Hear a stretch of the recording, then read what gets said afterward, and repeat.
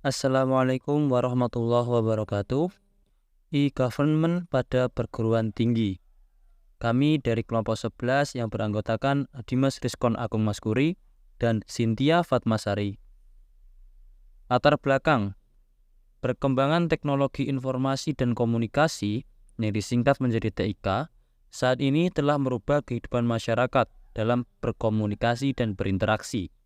Hal ini merupakan suatu kenyataan bahwa globalisasi telah merubah kehidupan masyarakat yang tentunya harus ditata dan dikelola dengan baik.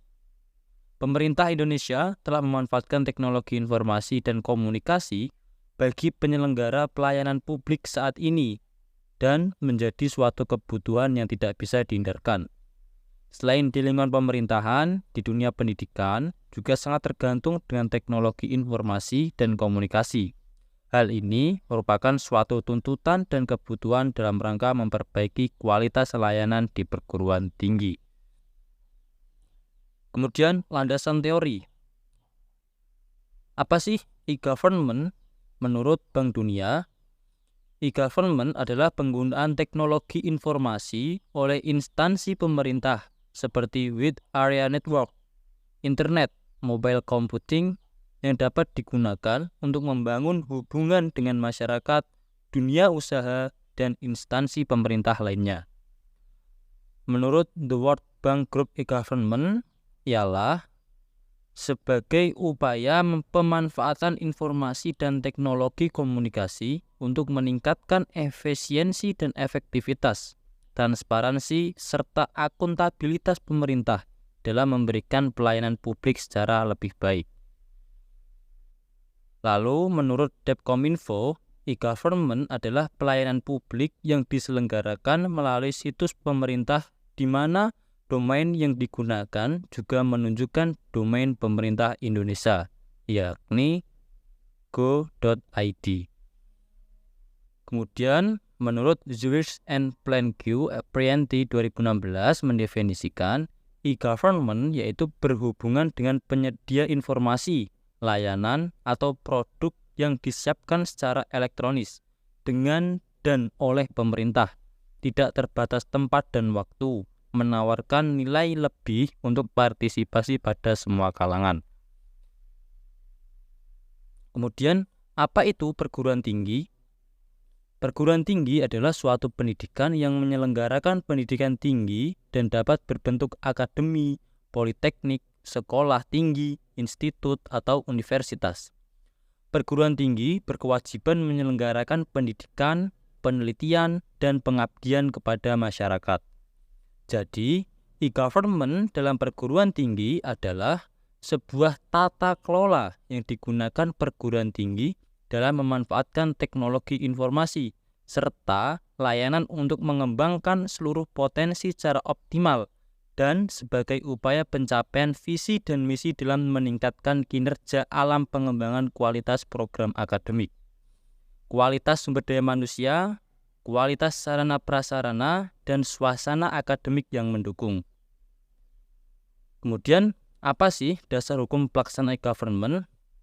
Dasar hukum pelaksana e-government itu terdapat pada Instruksi Presiden Nomor 3 Tahun 2003 tentang kebijakan dan strategi pengembangan e-government. Nah, lalu apa saja sih strategi dalam pengembangan e-government? Yang pertama yaitu mengembangkan sistem. Kemudian maksud dari mengembangkan sistem itu mengembangkan sistem pelayanan yang andal dan terpercaya serta terjangkau oleh masyarakat. Kemudian yang kedua ialah menata sistem. Menata sistem maksudnya ialah menata sistem manajemen dan proses kerja pemerintah dan pemerintah daerah otonom secara holistik. Kemudian yang ketiga ialah memanfaatkan teknologi informasi secara optimal.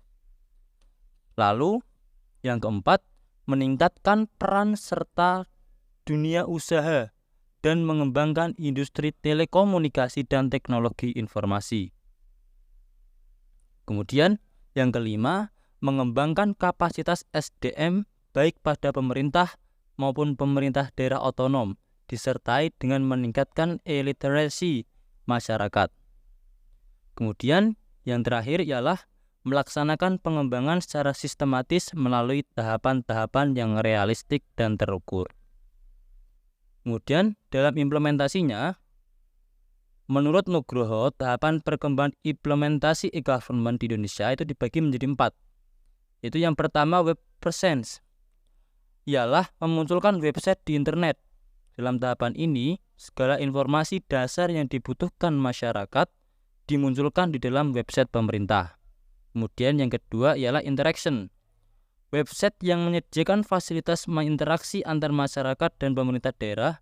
Dalam tahap ini, informasi yang ditampilkan lebih bervariasi, seperti fasilitas download dan komunikasi dari pelayanan publik dan di pemerintah. Kemudian yang ketiga ialah transaction. Website daerah yang selain memiliki fasilitas interaksi dilengkapi dengan fasilitas pelayanan publik dari pemerintah. Kemudian yang terakhir ialah transformation. Dalam hal ini, pelayanan pemerintah meningkat dengan secara terintegrasi, tidak hanya menghubungkan pemerintah dengan masyarakat, tetapi juga dengan organisasi lain yang terdekat. Nah, lalu berdasarkan pemaparan yang disampaikan oleh Nugroho, itu dapat ditarik beberapa contoh pengimplementasian e-government pada perguruan tinggi. Antara lain adalah sebagai berikut. Yang pertama yaitu pendaftaran dan penerimaan mahasiswa. Nah, di sini jadi proses pendaftaran dan penerimaan mahasiswa baru itu dapat dilakukan dengan sistem online. Kemudian yang kedua ialah sistem informasi akademik. Di sini mahasiswa dapat mengakses jadwal perkuliahan, hasil ujian, dan informasi akademik lainnya secara online melalui portal atau aplikasi.